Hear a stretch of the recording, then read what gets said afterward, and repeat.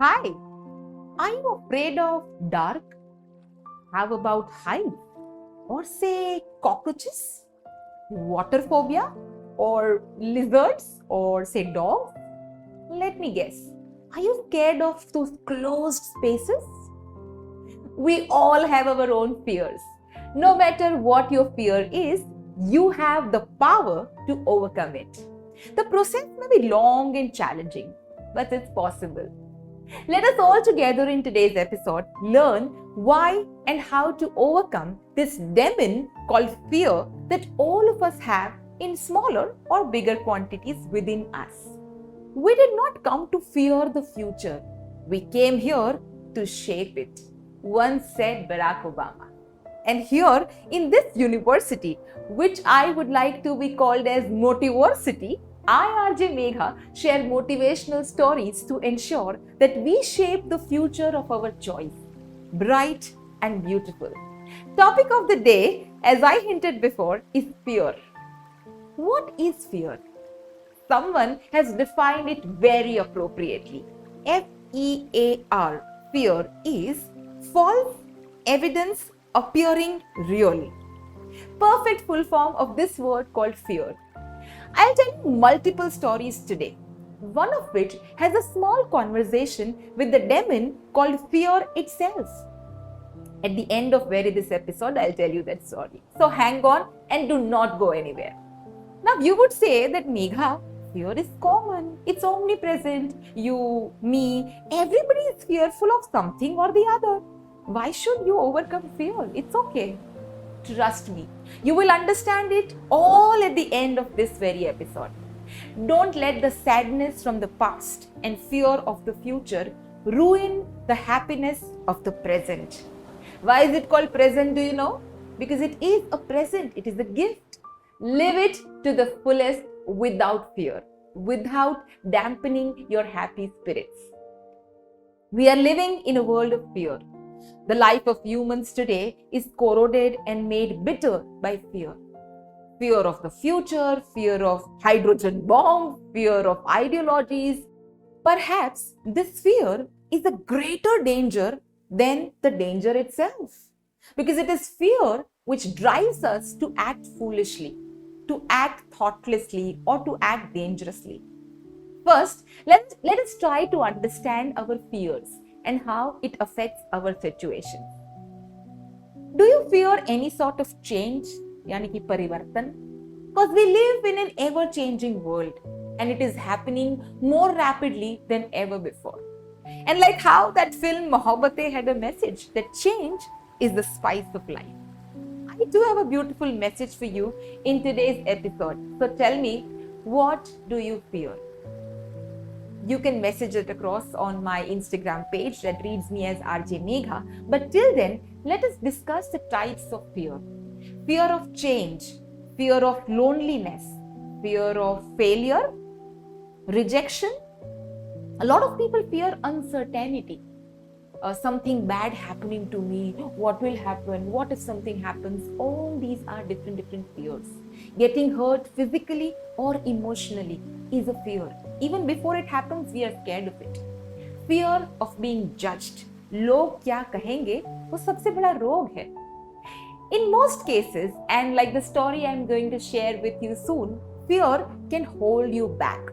It will work as a perfect villain that won't let you win the game called life. Today's inspiring stories are all about failing the fear factor, which is universal, I understand, because I believe that fear stops you from achieving great things. That's why you need to overcome it and work on living a better life.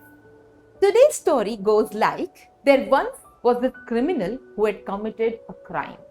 Because hey, that's what criminals do. That's their job. Anyway, he was sent to the king for his punishment. The king told him he had a choice of two punishments. He could be hung by a rope or take what is behind the big, dark, scary, mysterious iron door. The criminal quickly decided on the rope. By the noose was being slipped on him, he turned to the king and asked, "By the way, out of curiosity, what is behind that door?"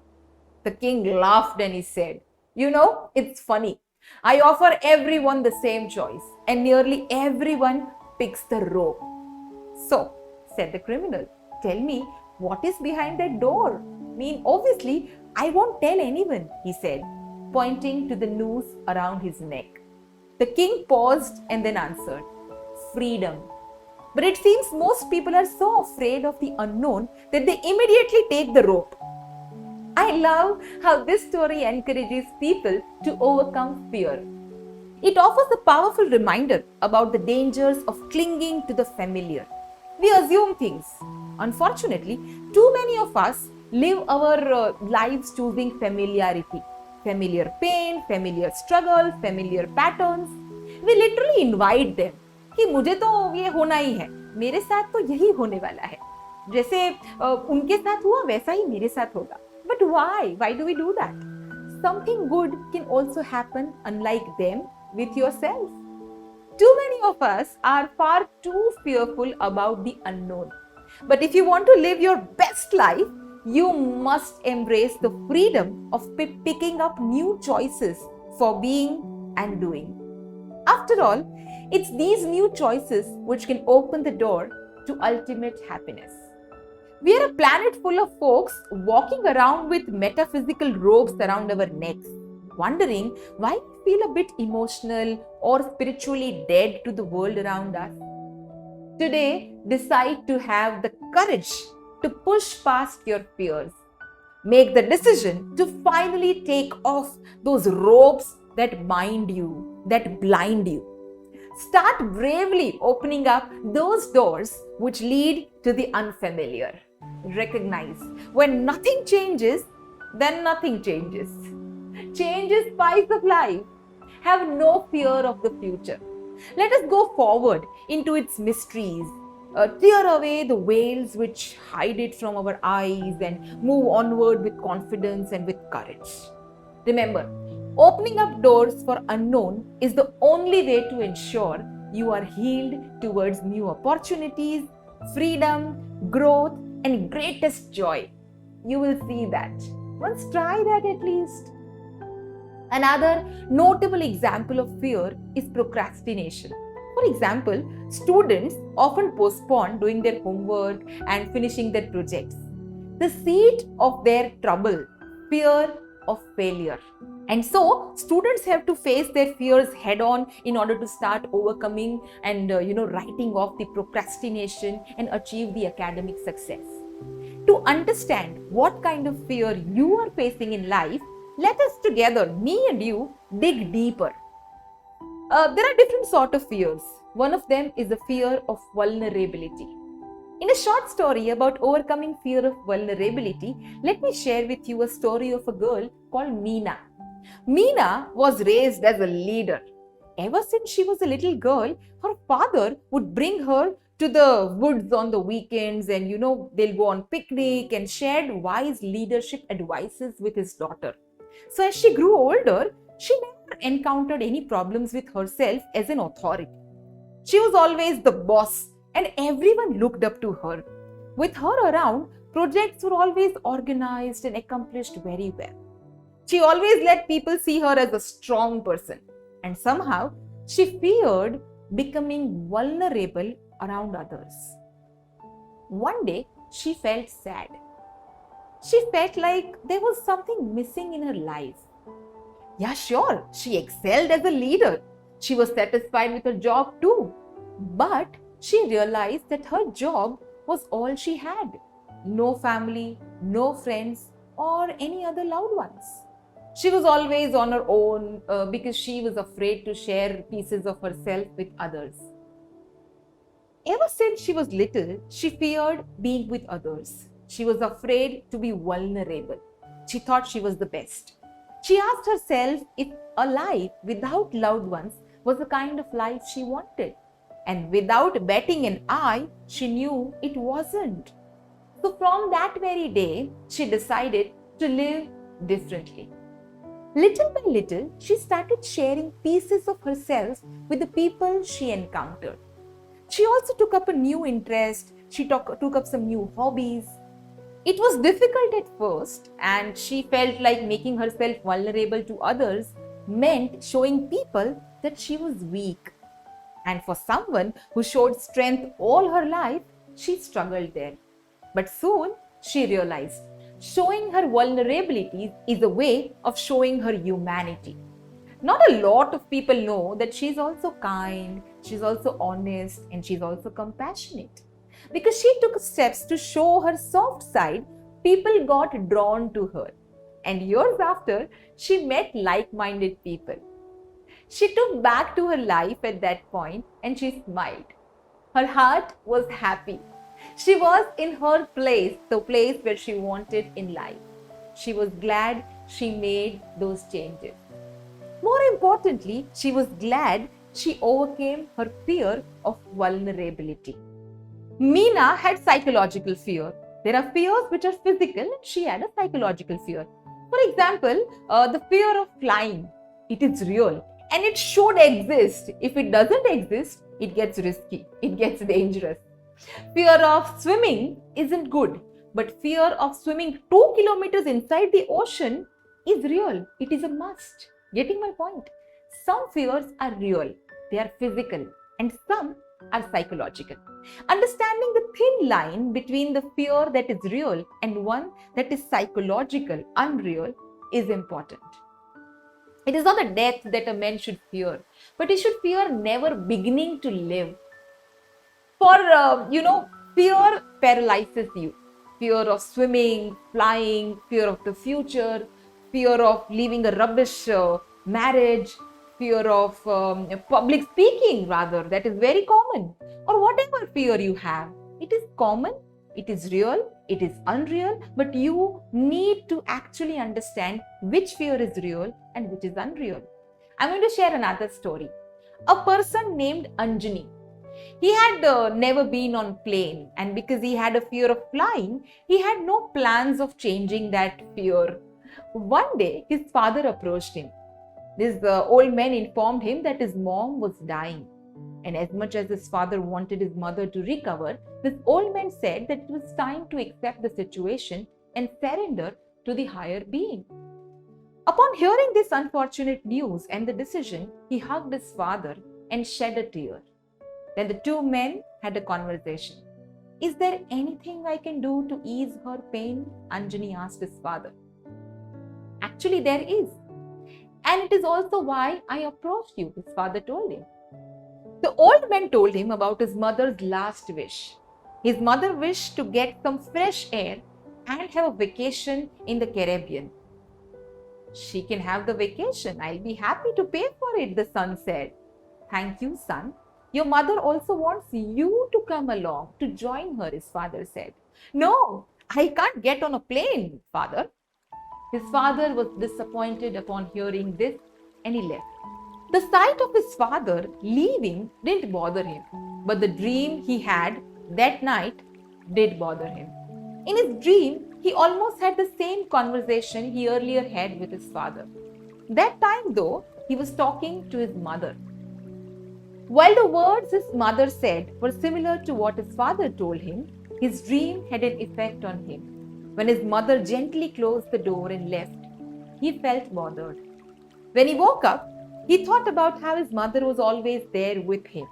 He remembered how she never missed any important milestones in his life.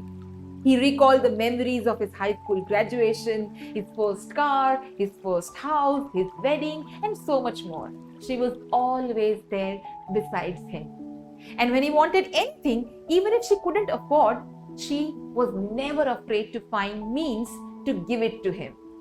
Now it was his turn to be there for his mother.